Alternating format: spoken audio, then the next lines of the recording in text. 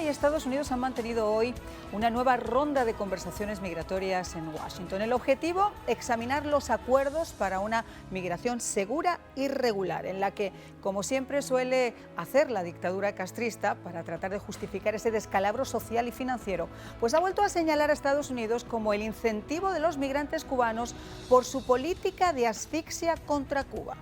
Una especie de chantaje entre líneas que deja entrever que, lejos de reconocer su responsabilidad directa y los verdaderos motivos por los que los cubanos tienen que huir como de la pólvora de la isla, por la falta de libertad, la intransigencia, la represión y las necesidades ocasionadas por sus descalabros financieros y su fracasada ideología, hasta que Estados Unidos no levante el embargo, este éxodo al que ellos empujan a su pueblo no va a solucionarse. Un chantaje que el régimen ha usado antes, usando las crisis migratorias para presionar por los cambios en la isla, pero que con esta administración y su mala costumbre de negociar bajo cuerda y de hacer fuertes a los dictadores, podría volver a darnos una sorpresa. Sorpresivamente, como la que al estilo de donde dije Diego y donde Diego dije, pues con estas medidas desesperadas que ponen en evidencia que el dólar americano sigue siendo el rey en el mercado negro, el régimen cubano ha vuelto a darnos la peculiar costumbre de permitir a sus sufridos nacionales realizar depósitos de dólares en efectivo en sus cuentas bancarias, y apenas 2 años después de haberlas prohibido en el 2021 como respuesta a las sanciones de Estados Unidos y la inclusión de la isla en la lista de países patrocinadores del terrorismo. Una decisión que, sin embargo, pues ha redirigido el cambio de divisas al mercado negro, disparando el precio del dólar y obligando al propio régimen a vender cantidades limitadas de dólares a la población con un precio hasta 5 veces superior al que había sido la tasa oficial durante varios años. Se hablaba de aproximadamente 24 por 1 y ahora rozaría los 185 pesos cubanos en el mercado negro. Como justificación, la derogación de esta medida, la dictadura ha señalado en un comunicado que el actual escenario económico del país, es decir, el desastre económico al que el dinosaurio mayor y sus títeres castristas han llevado a Cuba, pues aconseja dar ese paso tras haberse superado la pandemia del COVID-19, además de reiniciarse la reanimación del turismo y la recuperación paulativa de la actividad productiva. Un verborrágico texto en el que, por supuesto, y por si no lo hubiéramos escuchado suficientemente, su gastada cantaleta culmina culpando nuevamente a Estados Unidos de su descalabro social y económico por las medidas de máxima presión económica contra el país para entorpecer los flujos financieros exteriores de Cuba e impedir los depósitos en el exterior de dólares estadounidenses. ¿Quién se cree ese cuentecito? Bueno, pues en este día de incesante lluvia hay que agradecer muy especialmente a nuestros invitados, Andrés Albuquerque, que has tenido la amabilidad de batallar incluso a estas horas con el tráfico para estar aquí con nosotros. Muchísimas gracias por acompañarnos. Gracias a ti por la invitación. Y también está Juan Antonio Blanco, director de Cuba Siglo XXI. Muchísimas gracias también, Juan Antonio, por acompañarnos. Gracias a ti. Vamos a comenzar, si te parece, Juan Antonio, porque lo más interesante es esta nueva ronda de negociaciones con Estados Unidos, en Washington, donde una vez más, y se lee entre líneas, como yo decía en nuestra introducción, parece que están supeditando el éxodo migratorio con el embargo, con la flexibilización de las medidas económicas que están impuestas por Estados Unidos en Cuba. Bueno, esa es, como tú muy bien dijiste en tu magnífica introducción, esa es una vieja argucia del gobierno cubano, que siempre le echa la culpa a factores externos de todos los problemas internos que ellos mismos generan. Ahora, está claro de que ellos han tenido un éxodo en periodos en que estaban virtualmente apoyados por Chávez o por la Unión Soviética, y sin embargo la gente escapaba de ese país. Escapaba porque no es solo un problema de poder encontrar algo en la bodega, es un problema la falta de libertad, de la represión, la asfixia para poder tener un proyecto propio de felicidad y de desarrollo. En el año 80 ellos no tenían ningún problema con la Unión Soviética, y cuando abrieron por el puerto de Mariel, por poco se vacía la isla. O sea que uno puede soportar digamos, con estoicismo los argumentos de La Habana, pero siempre caen en un lecho vacío. Ahí no hay nada que tenga que ver con la verdad. Ahora bien, estas conversaciones siempre se han empleado y hay una intención explícita en la forma de redactarla, siempre se han empleado para hablar mucho más allá del problema de cuánta gente llega, cómo se van a tratar, el problema de los paroles. Incluso en esas delegaciones siempre participan, se montan en el avión un grupo de personas que son de otras organizaciones, otros organismos, otras agencias en Cuba de gobierno que no están directamente vinculadas a el problema migratorio, pero que vienen para hacer lobby con congresistas, con elementos de la solidaridad y demás. Y hay una frase que a mí esa sí me molesta mucho en el comunicado que sacó el Departamento de Estado, que es la primera frase del último párrafo, que dice, ensuring safe, orderly, humane and regular immigration between Cuba and the United States remains a mutual interest of both countries.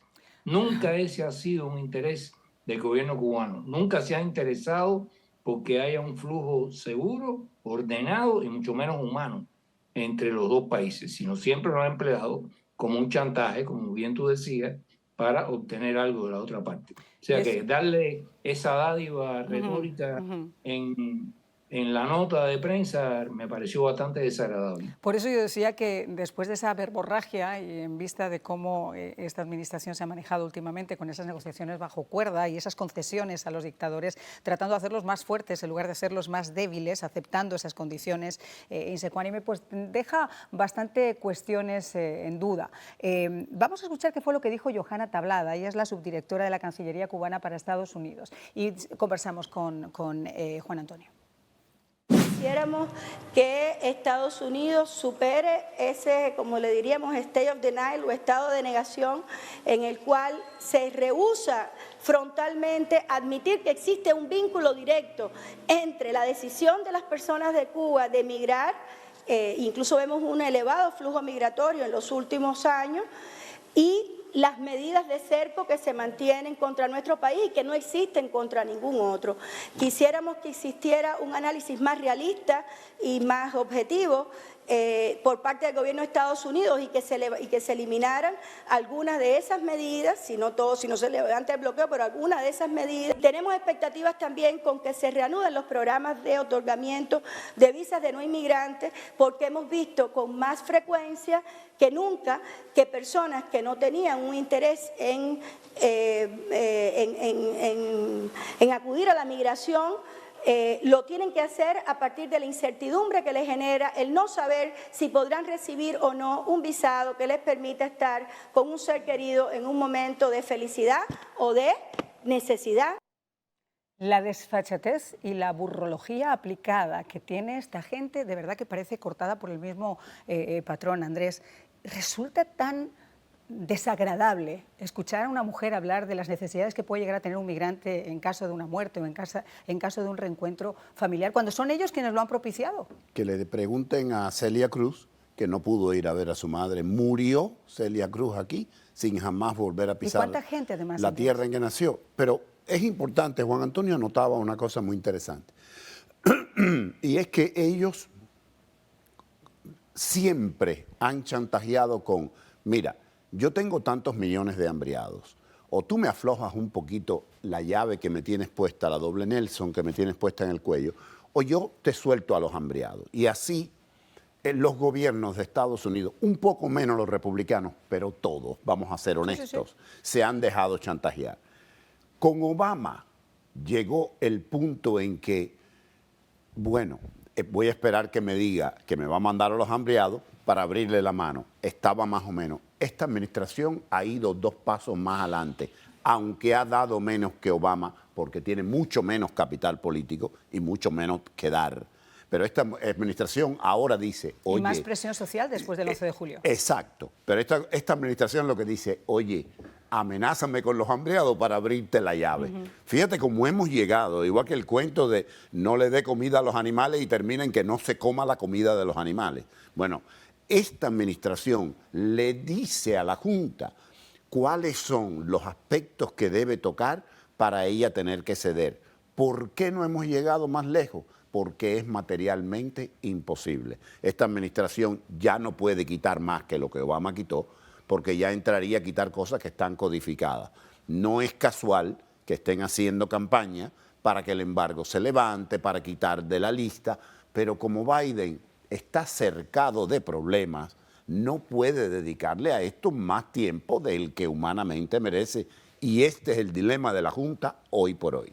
Y también el interés, porque yo me imagino que es una cuestión también de interés. Juan Antonio, la pregunta del millón, y estábamos hablando en la pausa con Andrés, uno pensaría que en esos pactos yo te doy, tú me das, y así se construye esa negociación, pero es que esto es de verdad, que es la antología del disparate. No, es que cuando se parte de premisas falsas en cualquier negociación, la negociación está condenada a fracaso a priori. Y el problema de las premisas falsas en distintas administraciones americanas, como decía Albuquerque, es que siempre se parte de un cierto complejo de que Estados Unidos ha tenido la culpa de este diferendo con Cuba y que le toca, por lo tanto, a Estados Unidos tener ciertas iniciativas más allá de lo que Cuba misma otorgue. Y eso siempre ha sido una mentira gigantesca.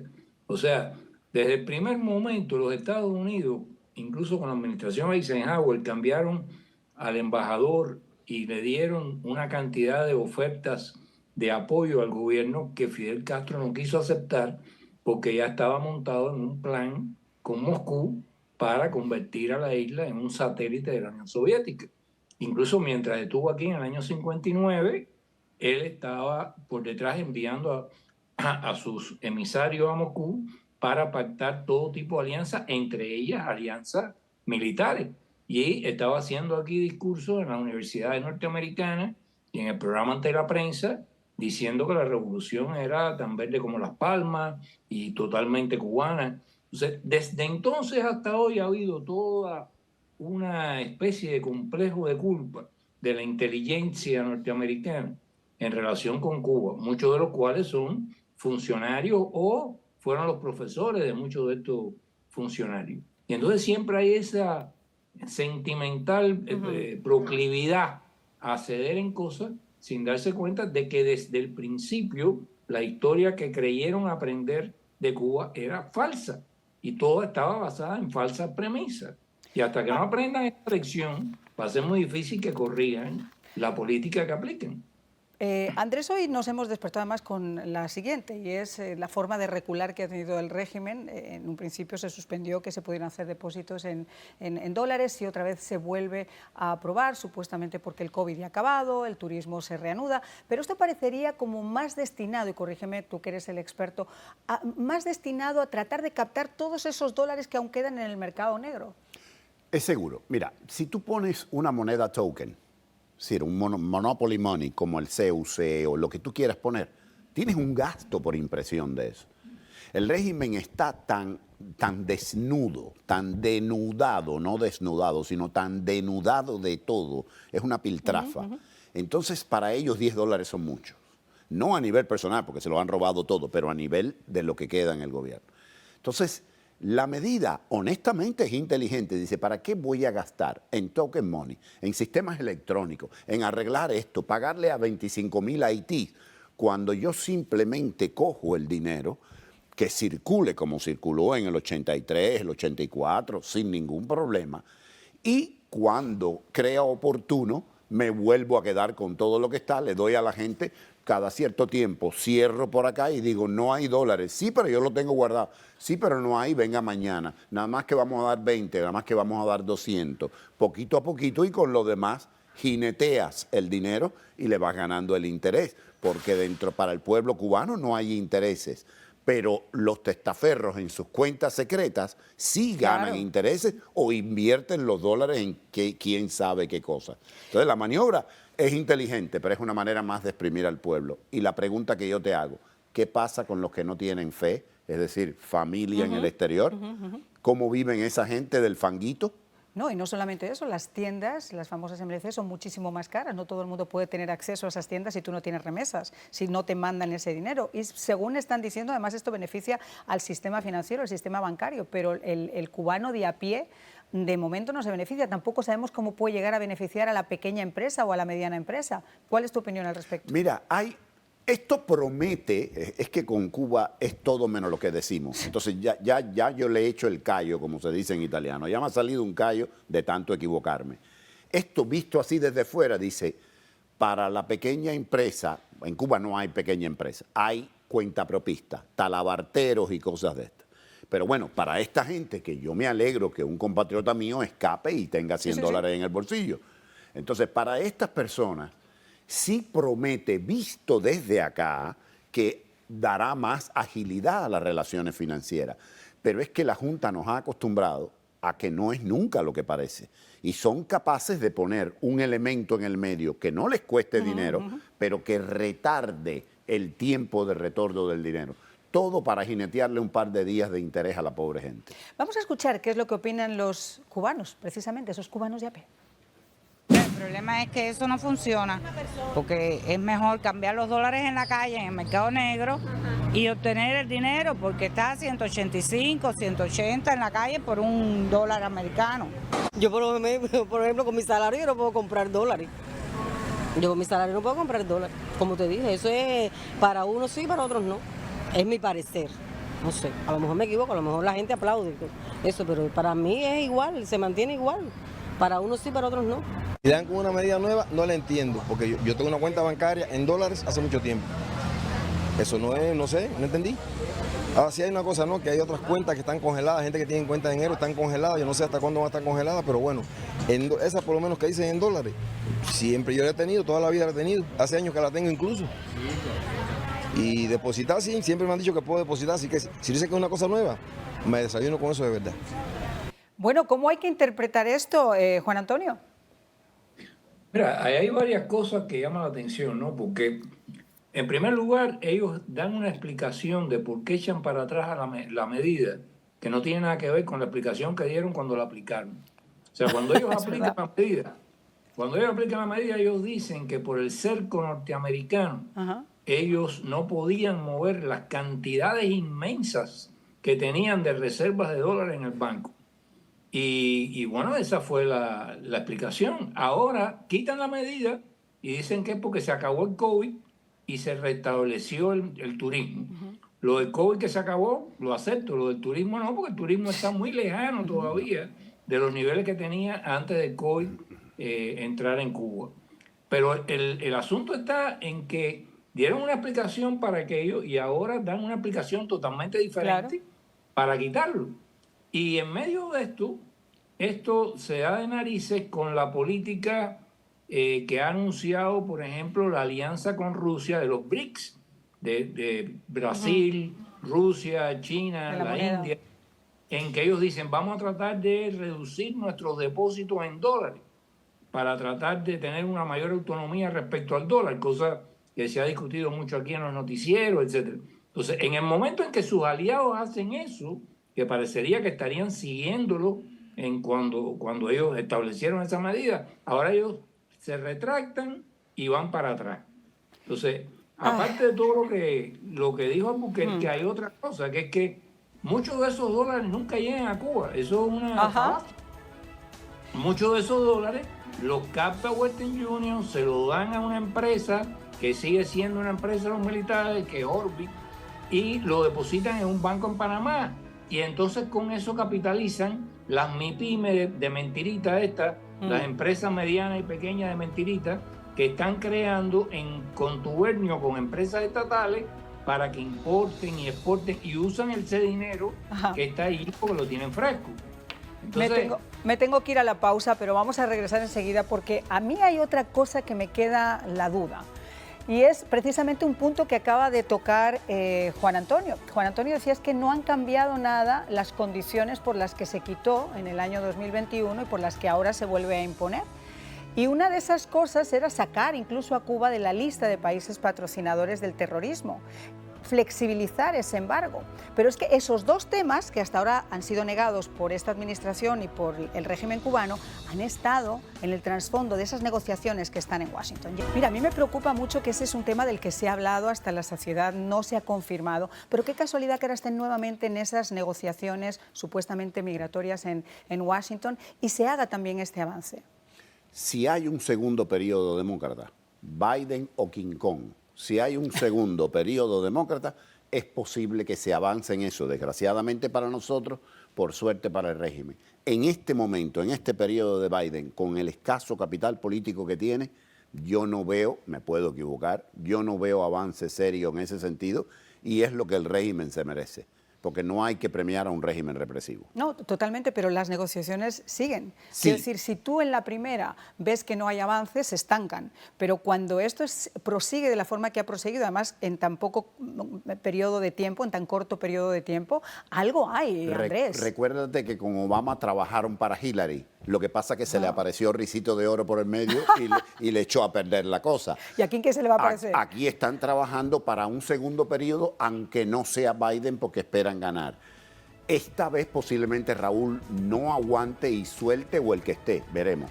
Bueno, ojalá nos veamos nosotros libres de él, directamente de él. Muchísimas gracias por habernos acompañado, Juan Antonio, Andrés, un placer, y a todos ustedes que pasen una feliz